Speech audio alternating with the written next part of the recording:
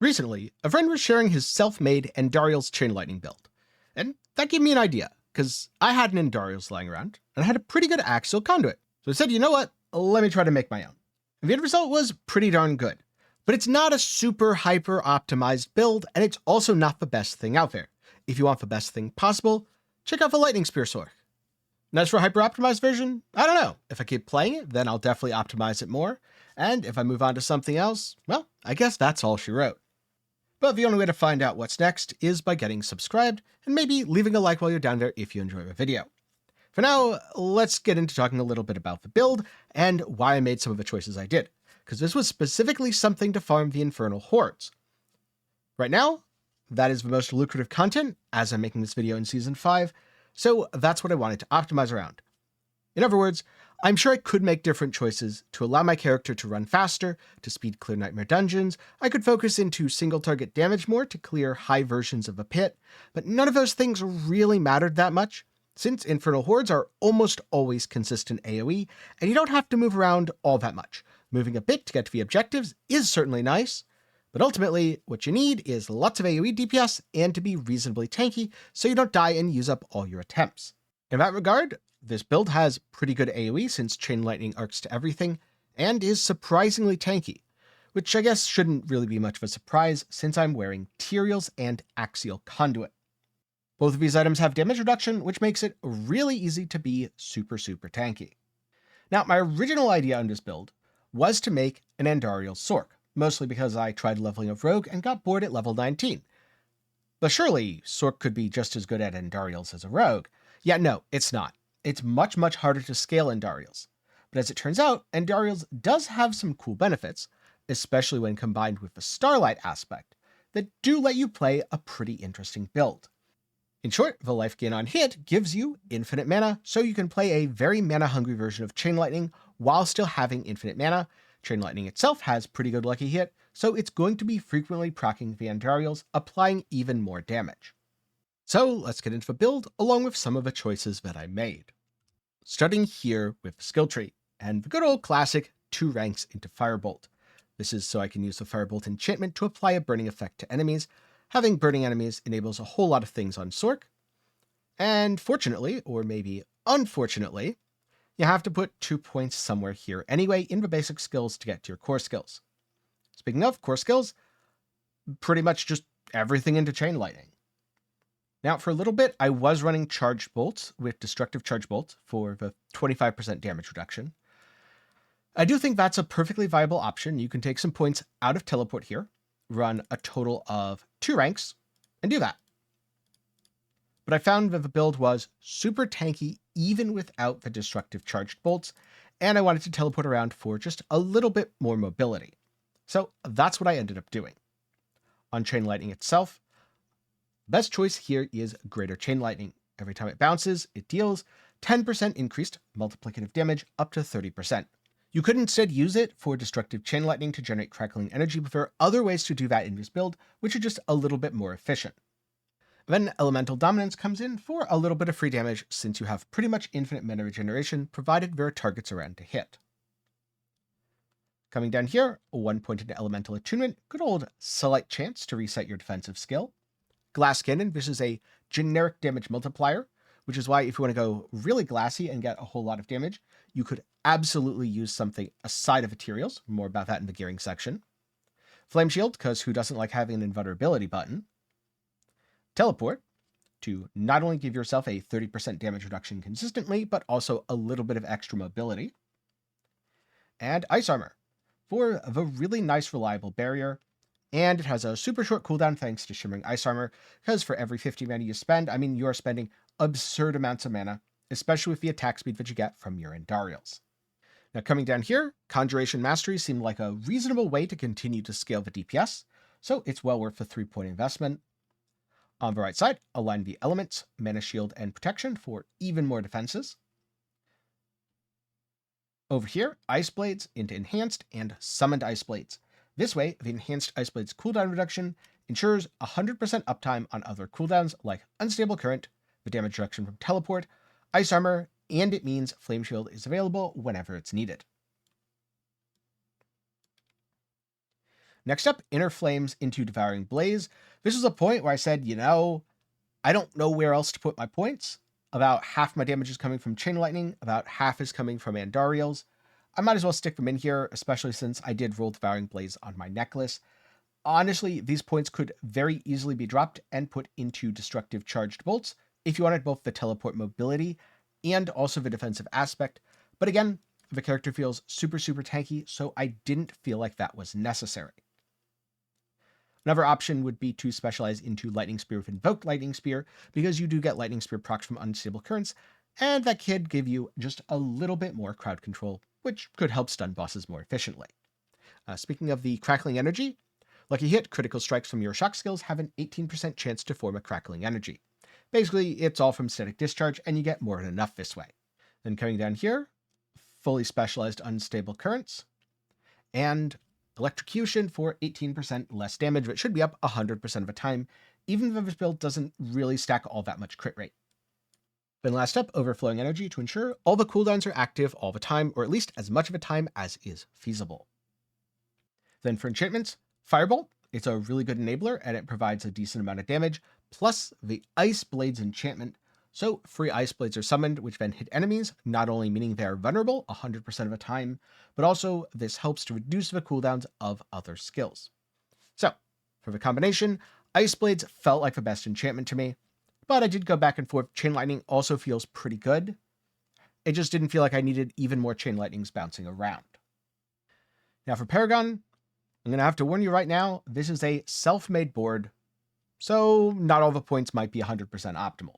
But I'll go through, talk about all the choices I make, where things go, and you can decide for yourself if you want to follow this, make your own, or grab one from elsewhere. On the first board, the main goal was to get non-physical damage, which is why I come up and around through the left side. I bolster this with Elementalist, because dealing fire, cold, or lightning increases all the damage you deal. This build should always consecutively be dealing fire, cold, and lightning, so that's really, really easy to do. And then down here, I went back to Resilience for a little bit more maximum life, because who doesn't like extra life? For the second board, Frigid Fate. Bonus damage to vulnerable enemies equal to the bonus of your cold up to 60% multiplicative. Since there's non-physical damage on things that we're wearing, such as Talrashas, and non-physical damage available elsewhere on the tree, like this, it's really easy to fully get the 60% bonus from Frigid Fate. Then some vulnerable damage on weakness. Ultimately, charged fit in here pretty nicely because you can take all of these intelligence nodes as you're pathing both left and right. Guarded, really good damage reduction, up to advantage for a little bit of lucky hit. The cold res isn't super useful, so this is 4 points that technically could be used elsewhere. But from here, it was all about scaling other things. And if I'm remembering correctly, it doesn't actually matter whether you go left or right for your third and fourth boards, as long as one of them is your third board and one of them is your fourth board. So on the left, we have Enchantment Master, which is really just because it's a good pathing board that gives a whole bunch of non-physical damage and things like maximum life. Pathing up through Elemental Balance, to socket Unleash. Unleash is here because after spending 50 mana, you get multiplicative damage and gain some increased mana regeneration. This was mostly just because I honestly couldn't find a really good way to make another glyph work. In terms of other glyphs, there's Conjure that doesn't really do much of a build, Adept that doesn't really do much of a build, Control which does work, but only when things are crowd controlled, and this build doesn't have great stagger build-up. So technically, stagger build-up aside, Control would be a choice as well. It does work really, really well on crowd-controlled enemies. For extra defenses, Territorial would be really good. I didn't feel like I needed the defenses, so I didn't use that one. And that's about it, because most of the rest really aren't that good. And then, on the opposite side over here, the Burning Instinct board, it's a really efficient pathing, and it has Safeguard, which is a very nice node, 13% damage reduction from elites, and 100 armor. This build was a little bit armor-starved, so getting all of these armor nodes and the extra damage reduction felt really, really good. For the main pathing, this is where Tactician is socketed. You go left for Smoldering Embers, damage reduction from burning enemies. See, enabling burning is really, really good. and up through Cinders for generic damage to burning enemies. Then you come up here next for Ceaseless Conduit. Again, not a board you're taking anything special in, and you get 20% lightning damage.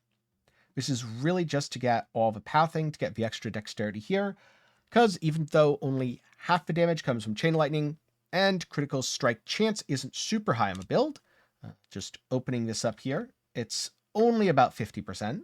It is 50% in my current gear. Now, if your crit was lower, you could absolutely drop this and use a different glyph.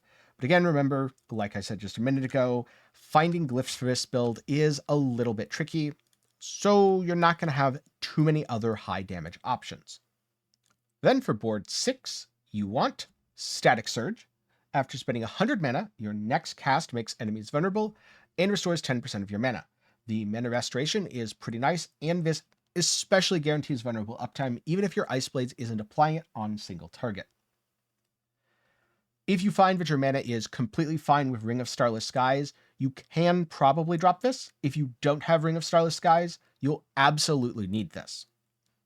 I originally started with a non-Ring of Starless Skies variant and ended up working it in later because it was a lot of crit, and I figured, hey, that's a really good way to enable a bunch of stuff and also scale my Chain Lightning damage.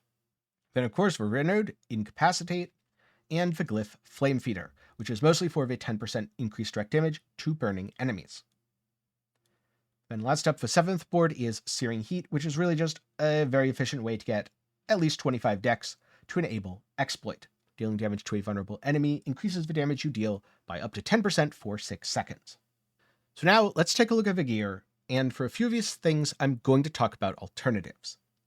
For Andariel's, I'm not going to talk about an alternative because that was kind of the whole idea behind the build, building around Andariel's on a Sorc instead of on a Rogue. And I got really, really lucky here where I hit perfect attack speed, actually first try on the Masterwork. I guess it makes up for how cursed the Fist of Fate have been. This is really strong for 2 reasons. First of all, the poison proc actually does significant damage. Second of all, if something can't one-shot you, it can't kill you, because 633 life on hit is actually game-breakingly absurd. Oh, and the 66% attack speed is really nice, because it basically attack speed caps you without you needing to go out of your way for attack speed on gear. Next up, there's materials, which I happen to have the damage reduction and move speed. It really should be damage reduction and all max res. This is a super powerful defensive item. I mean, come on, 40% DR, that's kind of insane. That said, this build is very tanky, Materials is not strictly mandatory, and you'll get a hell of a lot of damage out of Raiment of the Infinite. But if you're running Raiment of the Infinite, you do lose the 87% to all elemental resistances, so you're probably going to have to make that res up somewhere else, and you might even need a little bit of armor just to top things off so that you can use diamonds in your jewelry as opposed to skulls. For gloves, Fist of Fate seemed like the obvious choice. Since this is a lucky hit build, lucky hit chance helps for more Andariel's procs, therefore, Fist of Hate.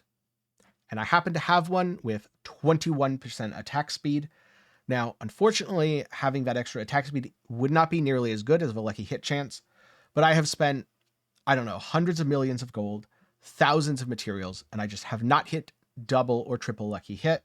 So I decided I'm just going to use what I've got because, to be honest with you, I'm tired of farming for materials. It is what it is. I like Fist of Fate. I don't think they are strictly necessary, but it's the sort of difference that if you take it off, you will feel the difference. Instead, go for something like ranks to core skills, ranks to chain lightning, maybe some lucky hit chance on regular gloves, maybe even some crit chance, as crit chance isn't a terrible stat, even if it doesn't affect your Andy's proc. Then we have the Axial Conduit, which I had greater affix damage reduction, which is really, really good. After that, I wanted either chance for Chain Lightning to cast twice to get as many casts per second as possible, or damage reduction. Unfortunately, while the first 2 were good, the third hit Chain Lightning, which the Chain Lightning ranks aren't bad. Again, Chain Lightning is about half of my damage as far as I can tell, but it's definitely not as good as the other options. And Axial Conduit is really, really interesting, where it causes your Chain Lightning to either spin around you or go out and try to zap enemies. But then when it returns, it drains mana. And the more Chain Lightnings you have active, the more mana it drains. And after it drains a bunch, the bolt explodes. So this in out makes the build pretty darn passive. Kind of think of orbiting ball lightning builds, but it also means you need incredible mana regen, which is covered by the combination of Andariels and a legendary aspect later. Then boots with greater affix in, always a pretty good way to scale some extra damage, and greater affix movement speed happened to be what I hit on the boots. It's a good way to go around, and I didn't need the extra armor. Then I got the Immobilize proc, which happens to work pretty well for applying a crowd control, and even more movement speed, though I could easily redo the tempers later as I have 6 out of 7 available.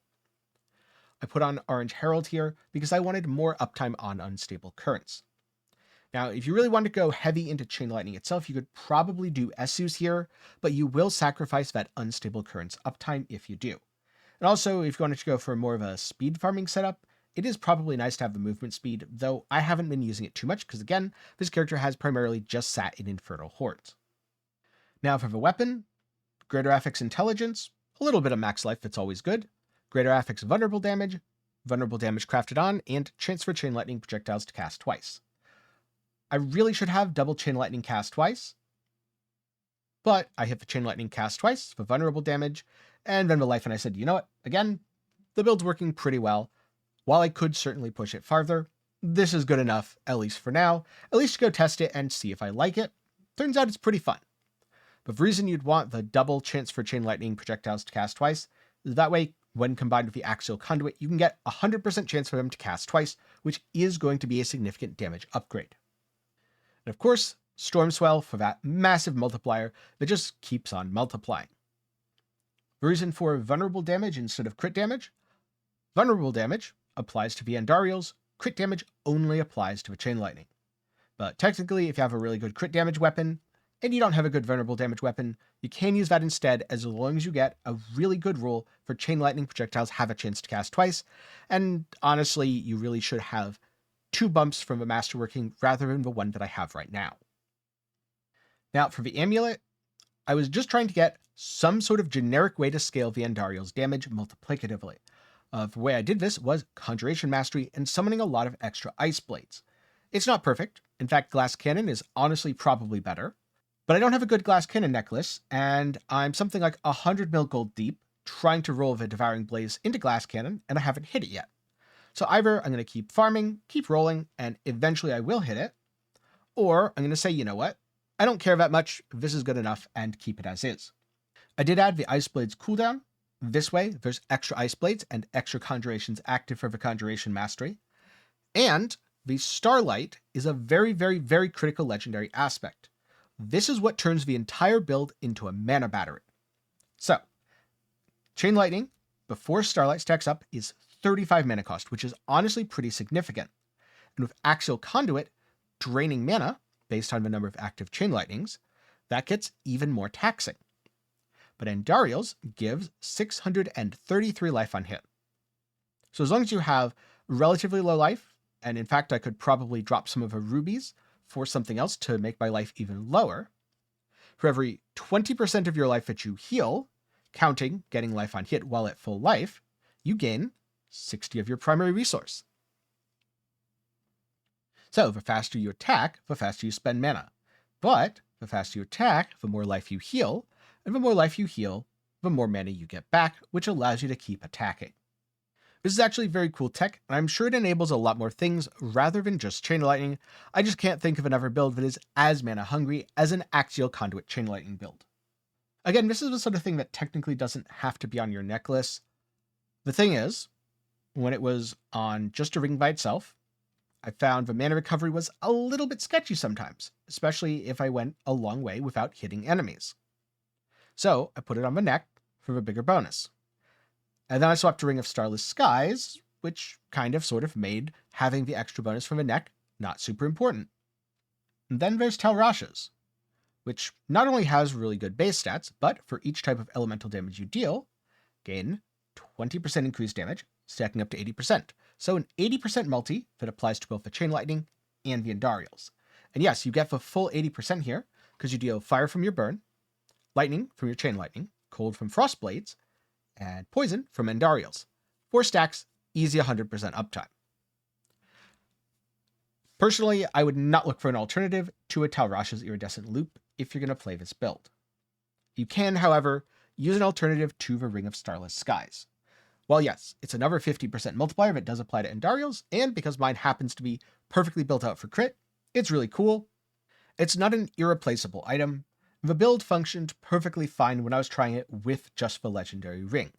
That also gives you a little bit more flexibility to run one extra legendary aspect in your build, either for offense, defense, or utility. Just keep in mind that you will have to be very careful and cognizant of your mana costs, and also just don't dry fire too much. So just as an example, this is the ring that I was using before I swapped to the Starless Skies. Vulnerable damage is good. The resource cost reduction was an experiment. Honestly, I would go for crit, at least as a modifier on the ring instead. The second resource cost reduction, you know what, maybe it's fine. Maybe it doesn't really matter too much. Play around with it, see how it goes. And this is a good spot to have a resource affix, but again, depending on your attack speed, depending on how mana hungry you're feeling, depending on how many enemies are around, you might feel like Starlight Aspect is better served on your necklace and just run a different aspect on your ring. You can either run something defensive or something more utility/offensive. It's whatever you happen to need at the time based on the other choices you've made in your gear. i.e., if you're not using Tyraels, you'll probably want a defensive aspect here, but if you are using Tyraels, you'll probably want an offensive aspect. And so that is my self-made Infernal Horde Chain Lightning Andariel's build. Overall, it was pretty fun to put together, though I have to admit it wasn't too fun to make the Paragon boards from scratch. I very much prefer just yoinking someone else's pre-made, fully optimized Paragon board. And with that said, if you want to be lazy and yoink my Paragon board, again, I do not promise that it is optimized, I will leave a planner down in the description below that you can use as a rough guideline. But again, many disclaimers. It is not fully optimized, it's just a fun thing that I put together. I can farm Infernal Hordes tier 8, and I'd even say it's pretty darn good at it. But, and of course here's a big but, you could be playing Lightning Spear Sork instead. Lightning Spear Sork will be faster. Lightning Spear Sork will have basically the same level of defenses. Lightning Spear Sork will have higher single target and stacked multi-target damage. And also, it will probably mean you get more Burning Ether if you're farming the Infernal Hordes.